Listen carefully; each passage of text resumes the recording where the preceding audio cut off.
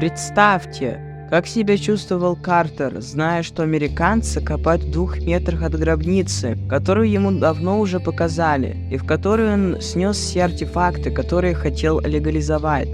Да-да, вы не ослышались, Абу-Расулы знали об этой гробнице всегда, и более того, по неофициальным свидетельствам как Картера, так и других, все и почти все гробницы Долины Царей связаны между собой сетью прокопанных черными копателями подземных туннелей. А что касается гробницы Тутанхамона, так она связана тайным проходом с гробницей Рамзеса VI, о котором знали многие и точно знал о нем и Картер.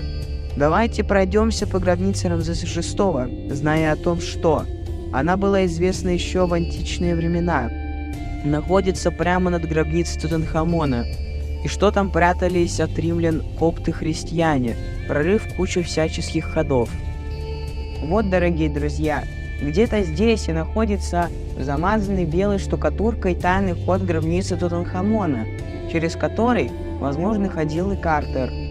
А дальше, как мы уже говорили, был разыгран величайший спектакль – официальное открытие гробницы в субботу 4 ноября 1922 года. Давайте взглянем на нее с точки зрения элементарной логики и поймем, как же нам подсунули эту великую мистификацию. Первое – это размер и площадь гробницы. Таких маленьких гробниц не строили даже чиновникам, не говоря уже о фараонах. Второе – это количество артефактов. Такой плотности на 1 квадратный сантиметр не может быть в принципе ни у одного фараона. И тут Картер снова выкрутился, сказал, что к Тутанхамону сложили множество предметов, его отца Эхнатона, и даже дедов и прадедов Тутмосов и Аменхотепов, и что якобы в гробницу пару раз даже проникали грабители, и внесли хаос и немножко разграбили. Таким образом, Картер убил 3 зайцев. Он легализовал артефакты, найденные ранее Теодором Дэвисом в гробницах Тутмосов и Юи и Туи до 1909 года. Посмотрите на картуши Тутмосов. У них, у всех за основу их символов идет жук-скоробей с различными комбинациями палочек и черточек сверху и снизу. Как вы думаете, насколько трудозатратно целому подпольному синдикату по легализации сокровищ добавить или убрать с золотого изделия несколько черточек или палочек? Ответ, по-моему, очевиден. Давайте, к примеру, сравним картуш Тутанхамона с картушем Тутмоса III, выбитым на одном из золотых зеркал из зала номер 118, Метрополитен-музея Нью-Йорка. Начнем с расшифровки имени Тутмос. Это мы по-русски почему-то произносим имя всей этой династии как Тутмосы, но правильно произносить Тотмос. Первый слог через О. Мос – это сын, запомните это слово, дальше оно будет ключевым. Тот – это бог мудрости. И получаем название династии фараонов сыновей бога мудрости Тотта. Не правда ли красиво? Дальше один из Тотмосов – отец нашего фараона, которого мы снова произносим неправильно, как Эхнатон, встречает загадочный светящийся диск, получает от него откровение свыше и меняет религию Египта на поклонение светящемуся диску, который он провозглашает богом Атоном, и не меняет свое тронное имя с Тотмоса V на Анфнатона, где Анф — это дух всего сущего, Атон — бог солнечного диска. И теперь наш фараон официально дух бога Атона. Также красивое и емкое название. Но у него рождается сын, который не отвечает за амбиции отца, и чтобы примирить его со всеми предками, хотя бы на уровне имени, он возвращает бога мудрости Тота в имя своего сына. И получает тот Анх Атона, мудрость духа бога Атона.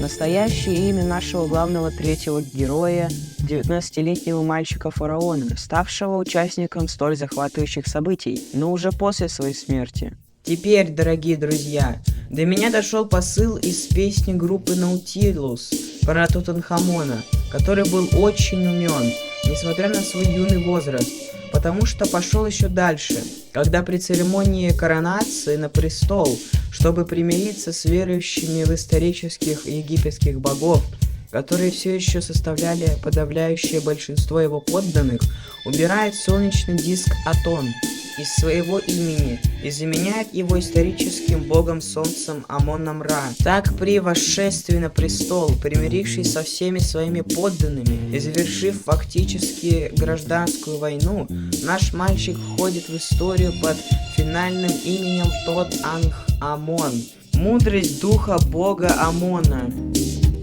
Знал ли об этом Картер? Конечно, знал.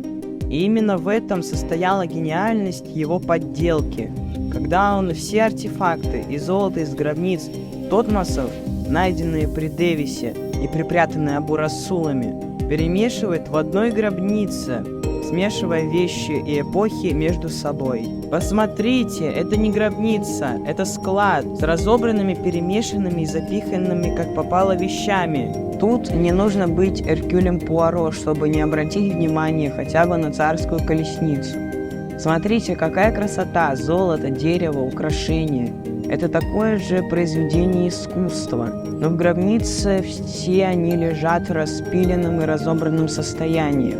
Поймите, дорогие друзья, египтяне по-настоящему верили в магию и не могли это сделать. Они в каждую вещь, оставленную фараоном для загробной жизни, вкладывали определенную силу через ритуалы, заклинания и надписи. И оскорбить фараона — воплощение Бога на земле, отдав ему разломанную или разобранную колесницу. Да ни за какие ковришки! Вещи должны были сразу служить фараону, как и статуэтки слуг у Шепти, или оружие, или трон. Эти вещи никогда не находили в разобранном состоянии. Иначе все гробницы были бы наполнены кубиками из лего, ручки, ножки, кусочки пазлов и инструкциями по их сборке в загробном мире. Но что делать Картеру, у которого только довольно узкий тайный проход и запечатанная гробница? Правильно, распиливать все, что не влезет. И обосновывать потом это спешкой при похоронах фараона. Но наиболее грубо выглядит подделка крышки саркофага. Тут жадность Картера и Карнарвона к деньгам проявилась в полной мере. Саркофаг с барельефами и картушами сделан из желтого кварцита, а крышка из розового гранита, безо всяких надписей, и более того, она разломана пополам и затем снова склеена, как последнее доказательство, что она не пролезала в тайный проход, и ее нужно было ломать. Мы считаем, что гробница Тутанхамона – это одна из самых гениальных археологических подделок, где перемешаны действительно артефакты 18-й династии, но принадлежащие абсолютно разным людям и эпохам. Но Картер нашел в гробнице что-то такое, что убило впоследствии 62 человека, и первым был лорд Карнарвон.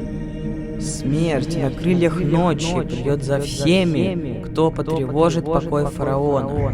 Об этой надписи много пишут разные исследователи, но ее нет, или, по крайней мере, ее стерли, замазали, сбили, украли. Но факт в том, что никто сейчас не может показать то место, где она была, или продемонстрировать кусочки или осколки от нее. А как же аналогичные надписи в гробницах других фараонов? Их тоже нет. Проклятие фараона. Именно та тема, которой посвящена наша следующая серия.